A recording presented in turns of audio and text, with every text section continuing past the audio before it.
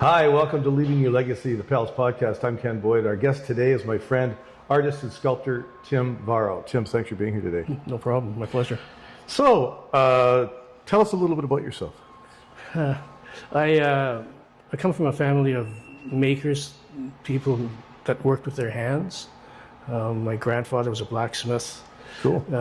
My uncle was a well-known Canadian artist. Another uncle was an architect. Another uncle was actually a camera operator in World War II plane. Wow. Yeah, he did in the American Army. Interesting. Yeah. So I come by it naturally. My father was a very good ceramics teacher, and I followed in his footsteps. And where did you start?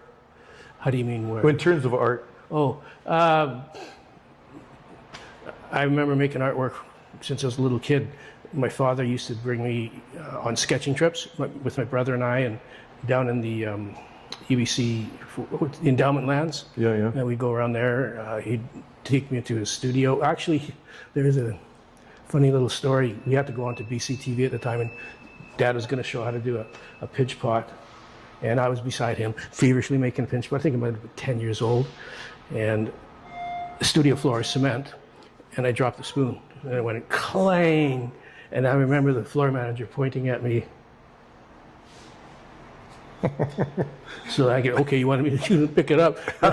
And it's funny because after that, I ended up getting involved in a lot of television production. And that must have been my, I guess, baptism. Yeah. You were in television production quite a while. I was teaching it. Had to go back to BCIT to get the credit, to understand what I'm teaching. But I also thought it would be much more effective if I got involved in the film industry. So I went and got in, and I worked in 3 different departments and found out that I'm glad I don't do that work. Yeah, it's hard work. Yeah, right? It was fun. I would consider doing it again, but on different terms. Yeah. So you never did go to art school?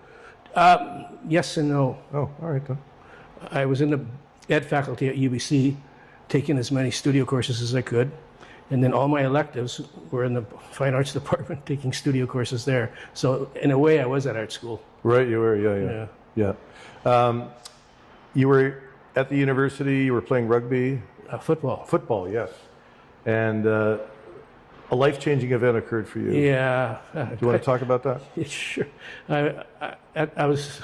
My dad always used to question, why are you playing football? Why don't you just go to university, And so I didn't listen to him when I played my first season at university, and thought I was going to go back to the second season. And I got into a car accident when a friend of mine were going up to a resort in the middle of British Columbia. Got into a bad accident, head-on collision, and I woke up in a striker frame 2 or 3 weeks later.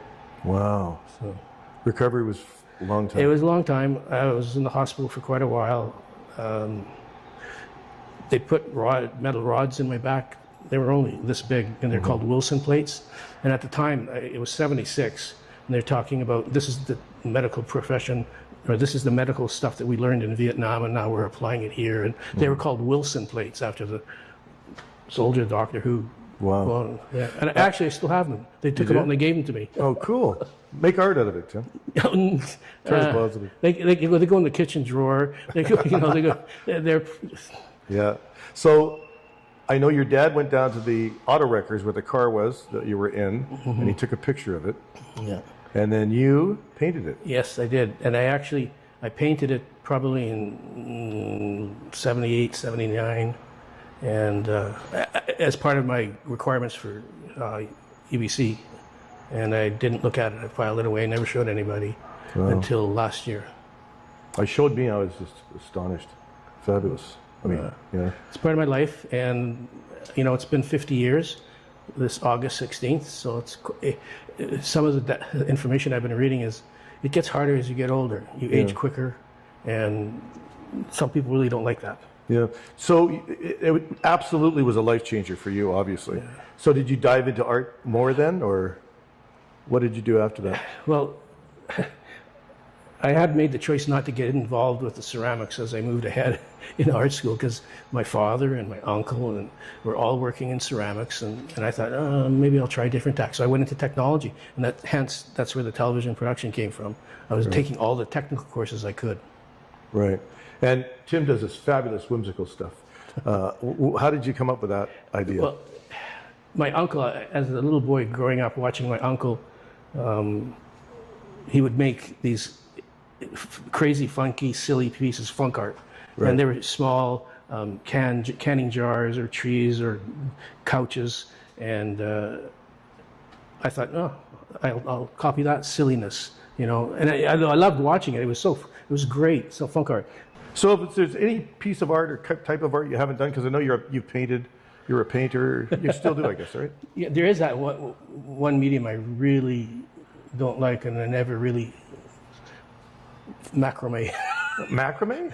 I'm sorry, but it doesn't do anything for me. It just doesn't. Yeah. I mean, I guess I got close to it by learning in the 70s when I was in high school. I was printing T-shirts, Right. really cool, before it was ever a big thing. Yeah. And Ocean Pacific was the bigger one back then. Oh, right. They made a lot of money, and I thought if I'd done that when I got out of high school, I'd probably be retired Yeah. a lot earlier. So how do you get your inspiration for these whimsical pieces you do? They come about during the day. I mean, you're always, as an artist, you're always looking around and trying to see how things work or understand what their importance is or their value. And it's an everyday thing. You're leaving creatively as much as you can, because that's where the joy comes. Oh, yeah, that's a great idea, you know? Yeah. And then you go home and you put it in your image bank on the computer, which is so huge, I'm never going to get to it all. Right. It's like, it's a huge image bank. Well, you're good at it. I love your work. Thanks. So what's next for Tim Varro? Surprisingly, I have a show at the Anvil Center next winter, February, March. And this fall, I'm at the BCATA Retired Teachers Show. Okay, great. So before we wrap, I do have something, a little ditty called sentence completion. So it's, I'm going to start the sentence, and I want you to finish it without thinking too much, okay? All right, ready? And a positive belief that I hold to be true is? Positive belief that I hope to be true. I hold to be true. I hold to be true. My faith in Jesus Christ and the fact that I'm going to heaven, and He's the reason I'm going to heaven. Cool. My home shows that I'm very... I'm a hoarder. artistic. Your home is like a studio, buddy. I got stuff in there that other people just look at me and cross their eyes and go, what is this? And the last one, as I get older, I feel more and more qualified to... Take a nap. Take a nap. Tim Varro, thanks for being on the legacy, leaving your legacy with us here on the Pals podcast. Oh, thank you. It was fun. Take a nap was a good one. No, but that's the truth. A pile of people outside. That's